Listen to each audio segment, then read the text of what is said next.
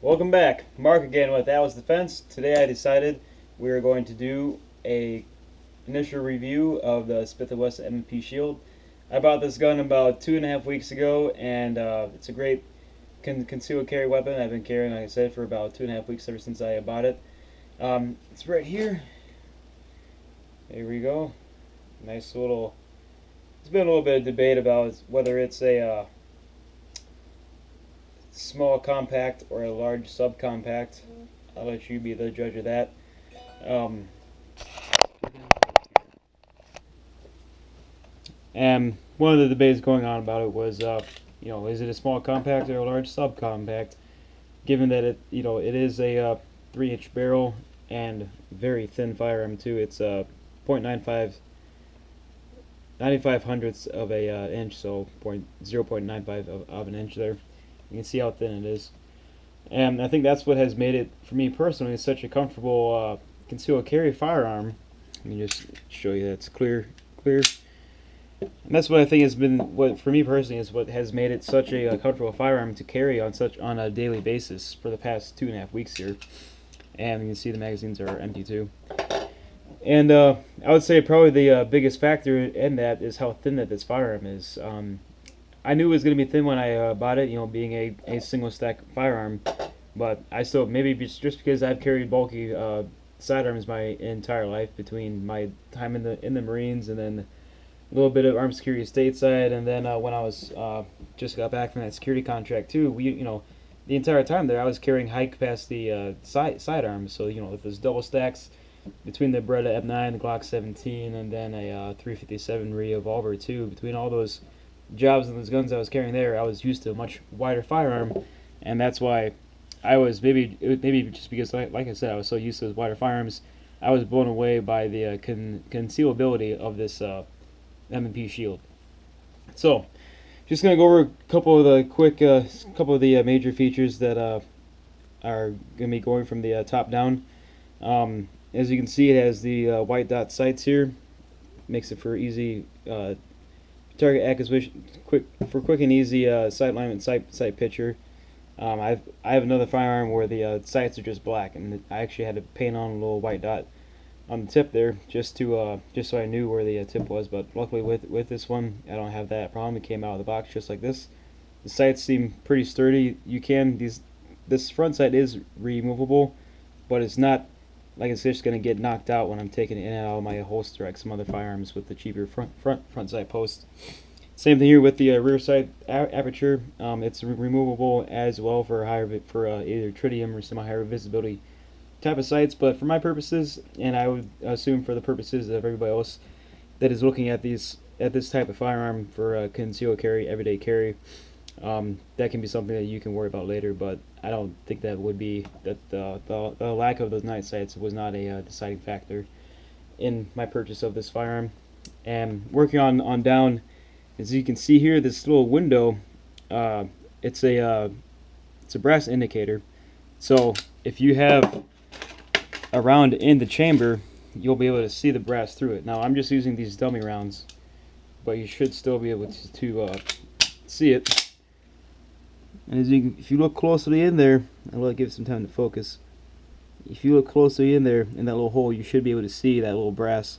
If I open it a little bit more, you'll be able to see it there. So I thought that was an interesting feature with the firearm, and it's a good way to be able to bring it up and check really quick. Oh, is it hot? Yep. Okay, there is either brass there or there isn't. So that's one of the other things I liked about it. About that, one of those features that I really liked about this M&P Shield.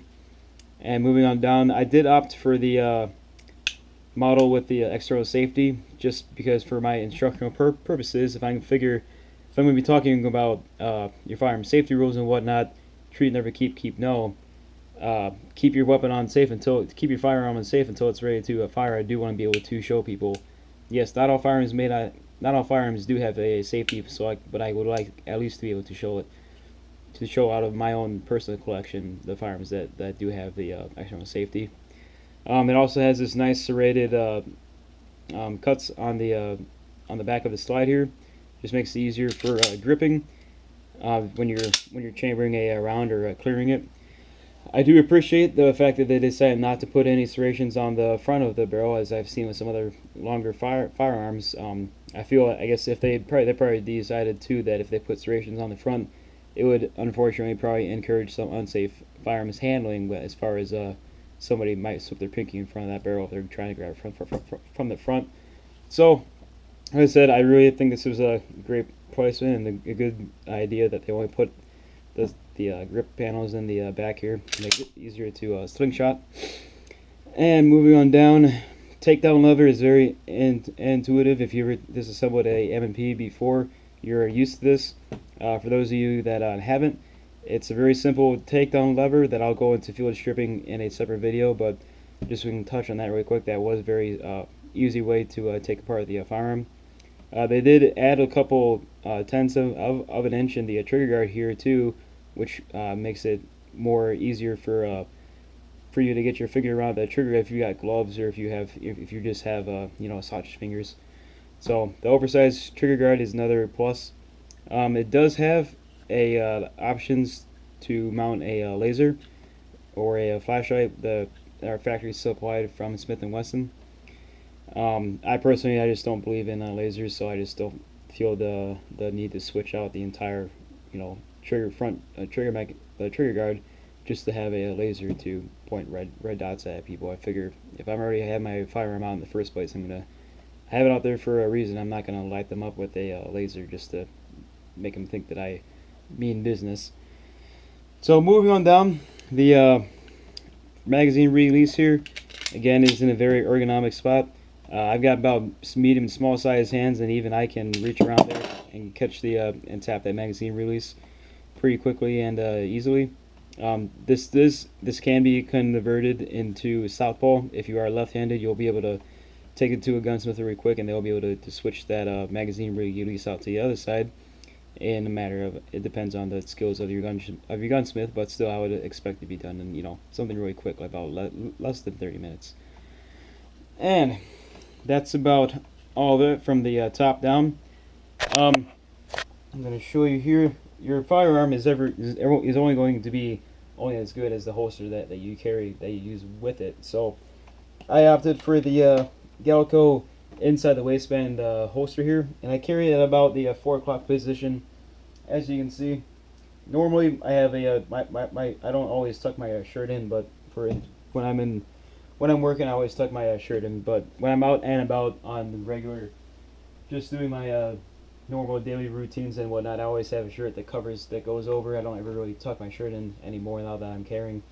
And between how slim that this M&P shield is and the quality of this holster, I barely even noticed it. I think it's also a combination of carrying it at the 4 o'clock position. I tried it at 3 o'clock for the first couple of days, and it just felt like it wasn't right there.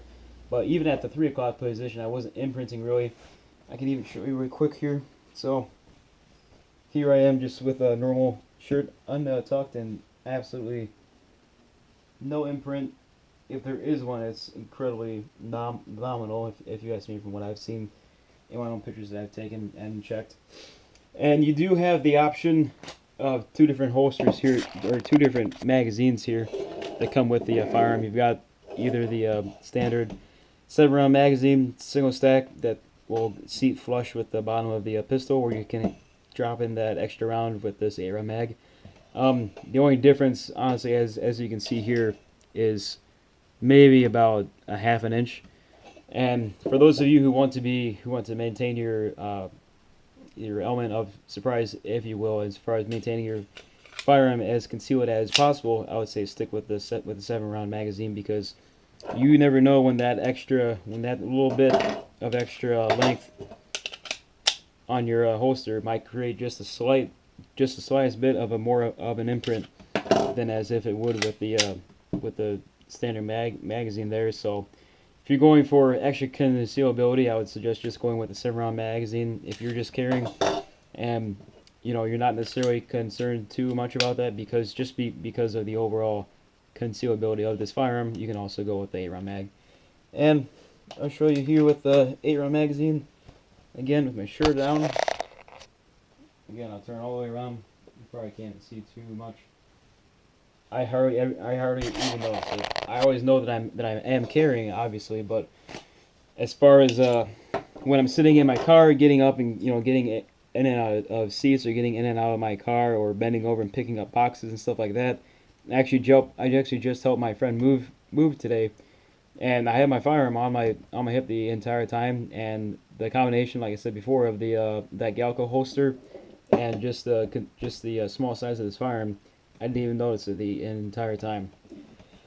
And aside from that, that's about all that I have. Like I said, when I am carrying it, as you can see, there's really hardly any sharp or hard edges on this firearm. So when you are carrying it, nothing's gonna be digging into your side or anything like that. These sights are not even a issue, because just with the type of holster that I have, and even if you have a little bit cheaper holster too, just like I said, the sheer flexibility of this firearm and its ability to be concealed will even make up for a slightly cheaper or lower quality holster. Um, Aside from that, that's about all I have to say about it. Like I said, this is my first single stack. We'll call it a subcompact 9mm, and I'm really happy with it. I'm definitely going to keep on carrying it. I did just pick up a revolver for a wider variety of firearms to be training people on, but I definitely don't think I'll be using that as a concealed carry after carrying this thing. I don't think I'll ever go back to double stack for concealed carry, or even for any other reason aside from training or competition.